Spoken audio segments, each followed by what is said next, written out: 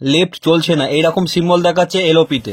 লিফটের মেশিন রুমে চলে এসেছি। দেখুন লিফটের কন্ট্রোলার প্যানেলের মধ্যে চ্যাটারিং হচ্ছে। দেখে নি কি সমস্যা, যে কারণে লিফটটা বন্ধ হয়ে আছে, চলছে। সাবধান, এখানে নিজেরা কেউ হাত দিতে যাবেন না, কারণ এখানে 440 ভোল্ট থাকে। আমরা যে কাজ করি অনেক ঝুঁকি নিয়ে কাজ করি, তার জন্য একটা অবশ্যই লাইক করে দেবেন। দেখুন এই যে রিলেটা আছে, এই রিলের থেকে প্রবলেম হচ্ছে। এটা ক্যাম রিলে, এই ক্যাম রিলে ঠিকঠাক কাজ করতে পারছে না। এই ক্যাম রিলে তখনই কাজ করে যখন সিআইএল রিলে থেকে ঠিকঠাক ভোল্টেজ পাস করতে পারে, সেই কারণে একটা সাউন্ড হচ্ছে। আর দেখুন মাদারবোর্ডের এলইডি লাইটগুলো প্রত্যেকটা লাইট ব্লিম করছে। ভিডিও যদি ভালো লাগে চ্যানেলটিকে সাবস্ক্রাইব করে রাখবেন, যাতে পরের ভিডিওগুলো আপনার কাছে পৌঁছে যায়। মাদারবোর্ড অন হতে গেলে যে ভোল্টেজগুলো প্রয়োজন হয় সেগুলো ঠিকঠাক পাচ্ছি কিনা একবার চেক করে দেখে নিন। ভোল্টেজগুলো ঠিকঠাক পাচ্ছি, 12 ভোল্ট এবং 5 ভোল্ট সবই ঠিকঠাক আছে।